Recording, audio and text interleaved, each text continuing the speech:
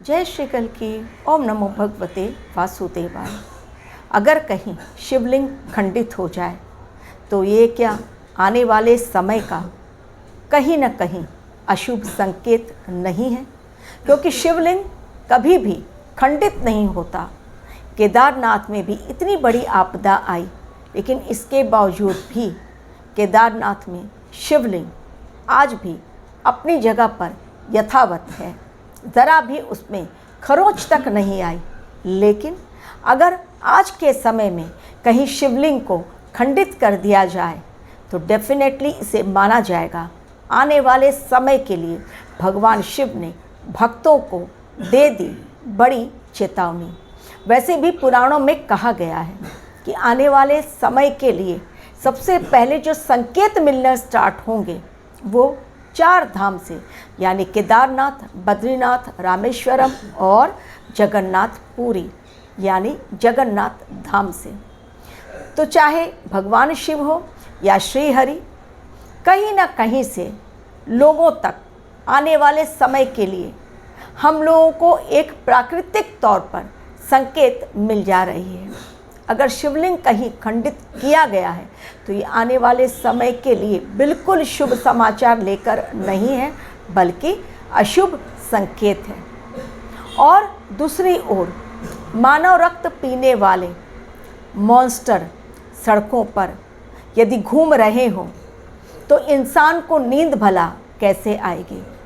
ये 2 टॉपिक आज के मेरे वीडियो में इसलिए ज़रूरी समझा मैंने शामिल करना कि आप लोगों को भी अलर्ट दिया जा सके कि किस प्रकार से युग परिवर्तन में एक अलग ही कालखंड की ओर आज का समय ग्रह नक्षत्र का परिवर्तन इशारा दे रहा है। इसलिए जाग जाओ, अभी भी देर नहीं हुई है, वरना सोते सोते कहीं सोने में ही पूरा समय, पूरा जीवन ना निकल जाए।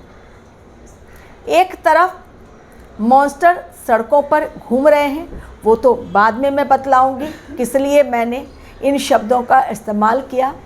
लेकिन पहले जो मैंने आपको टाइटल में दिया है उसके बारे में बतलाती हूँ कि शिवलिंग का खंडित होना, जी हाँ, ये बिल्कुल सही शुभ समाचार नहीं है। दरअसल राजस्थान के कोटा में मंगलवार यानी अगेन मंगल 27 अगस्त 9 तारीख यानी 27 को आप अगर काउंट करेंगे तो एक साथ आता है सिंगल डिजिट 9, यानी मंगल का दिन, और मंगल का वार भी था। उसी दिन राजस्थान के कोटा में रामगंज मंडी नाम की एक जगह है जहाँ पर चबूतरे पर शिवलिंग और शिव परिवार आज तक वहाँ पर था। लोग जाते थे बहुत श्रद्धा भक्ति से पूजन करने के लिए। लेकिन अचानक ऐसा हुआ कि जब बुधवार को सुबह लोग पहुँचे तो वहाँ जाकर देखा लोगों ने कि शिवलिंग खंडित हो गया है पूरी तरह से, और जो शिव परिवार था वहाँ पर, वो शिव परिवार वहाँ से गायब है।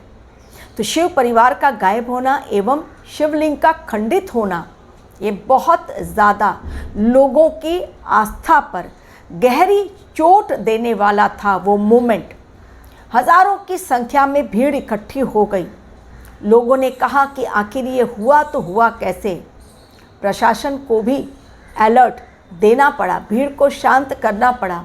पुलिस आई और जब खोजबीन किया गया तो सीसीटीवी में जो बात निकलकर सामने आई वो कि ये कोई मानसिक रोगी की करतूत है जिसने मंगलवार की रात को शिवलिंग पर प्रहार करके पत्थर से बहुत तेज़ी के साथ उसे खंडित किया। उसके पश्चात शिव परिवार को वहाँ से लेकर और शिवलिंग जो खंडित किया उसके पत्थर को लेकर वो जैन दिगंबर मंदिर के पास चप्पल के नीचे रखकर चला गया। अभी भले उस इंसान को, सिरफिरे इंसान को अरेस्ट कर लिया गया है। ये तो कहने की बात है कि वो मेंटली डिस्टर्ब था इसलिए उसने ऐसा किया। लेकिन कहीं ना कहीं, जैसा मैंने कहा, इस ब्रह्मांड में हर घटना होने के पीछे कुछ न कुछ संकेत लोगों तक पहुंचाए जाते हैं ब्रह्मांड के द्वारा।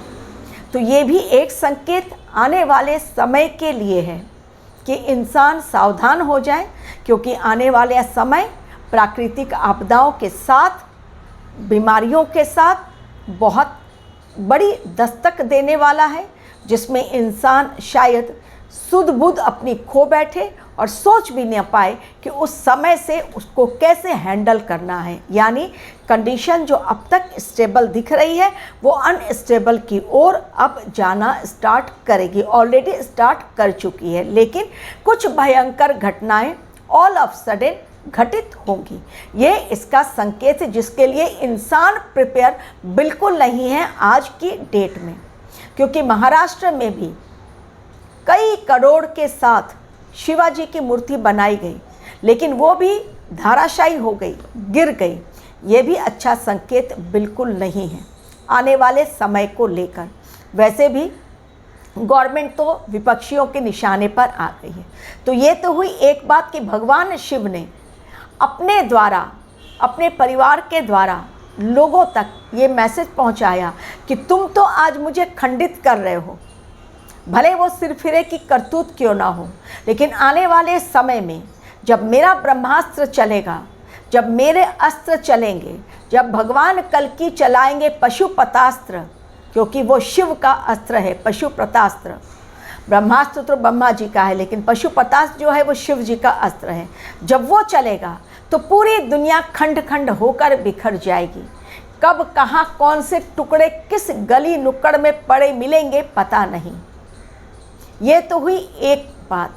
लेकिन दूसरी बात, मॉन्स्टर सड़कों पर, मानव रक्त पीने वाले मॉन्स्टर, जी हाँ, खूंखार भेड़िए, जो 6 की तादाद में, जो अब तक वन विभाग ने उत्तर प्रदेश के बहराइच में आतंक मचाया। वन विभाग की फॉरेस्ट टीम ने 25 टीम उनकी वन विभाग की, फॉरेस्ट डिपार्टमेंट की 25 टीम लगी हुई है। ड्रोन से भी देखा जा रहा है, लेकिन ड्रोन से सिर्फ 6 भेड़ियों को देखा गया। तो क्या वास्तव में ये भेड़ियों का ही हमला है, जिसमें अभी तक 8 बच्चे मर गए हैं? जी हाँ, 8 बच्चे मर चुके। और एक ओल्ड लेडी जो पलंग पर आराम से सो रही थी, उसके गले पर इतना ज़ोरदार प्रहार किया भेड़िए ने कि वो उसको घसीटकर कुछ दूर लेकर गया और बाद में रक्त पीने के बाद वहाँ से वो भाग गया। अब गांव वाले 35 गांव बहराइच के इतना अधिक डरे हुए हैं कि लोग रात को जग रहे हैं, पहरेदारी कर रहे हैं पूरे गांव में घूम घूम कर, कि कहीं कोई फिर से भेड़िया किसी बच्चे को अपना शिकार ना बना ले, किसी बुजुर्ग को अपना शिकार ना बना ले। भेड़ियों की खासियत होती है कि अगर एक बार मानव रक्त पीने की उन्हें आदत पड़ जाए तो अक्सर वो मानव बस्ती के आसपास ही रहेंगे।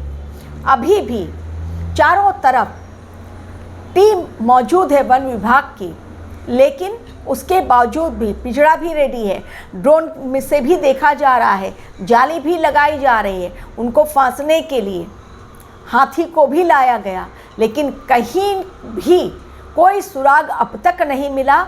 बहुत मशक्कत के बाद 3 पकड़े गए थे पहले, और उसके बाद एक रिसेंटली गुरुवार को, यानी आज के दिन न्यूज़ है कि एक पकड़ा गया है।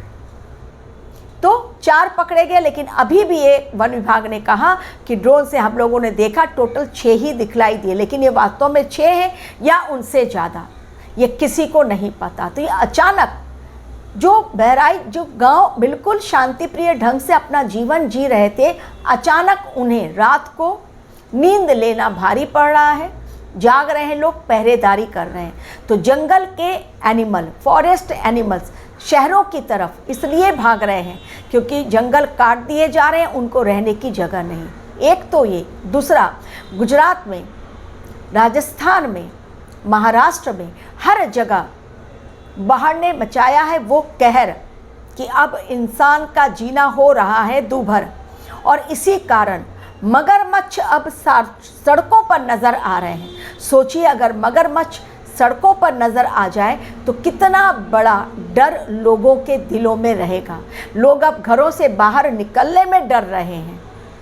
वो तो अच्छा है 2 मगरमच्छ आंखों के सामने आ गए जिन्हें पकड़ लिया गया, अन्यथा चूंकि पानी का लेवल बढ़ता चला जा रहा है और इस कारण मगरमच्छ जो हैं वो लगातार अब शहर की ओर, गांव की ओर, जहाँ जहाँ पानी भर रहा है वहाँ से निकलकर रास्ते पर अब ये जा रहे हैं। तो आने वाला समय अनेक प्रकार के खतरों से हमें अवगत करा रहा है, लेकिन इंसान कितना समझे ये तो इंसान के ऊपर ही डिपेंड कर रहा है। अन्यथा आने वाला समय कब किसकी बैंड बजाए ये कोई नहीं जान पा रहा है। कहीं पर प्राकृतिक आपदा के कारण लोग परेशान, कहीं पर घूमते हुए अचानक भेड़ियों के आतंक से परेशान, कहीं पर बाघ निकल रहे हैं और लोगों को अपना शिकार बना रहे हैं। यानी किसी न किसी प्रकार से, जैसा मैंने कहा था कि प्लेनेटरी वॉर चल रहा है और ये दुनिया में अशांति फैलाने के लिए हमें संकेत दे रहे हैं। और वास्तव में देखिए, अब दुनिया में पूरी तरह से एक अनस्टेबल कंडीशन आ गई है जो महाविनाश के लिए बेहद ज़रूरी है, क्योंकि जब तक महाविनाश का कार्य पूर्ण नहीं तब तक नव निर्माण नहीं हो सकता, सतयुग नहीं आ सकता। Thank you very much for watching my video.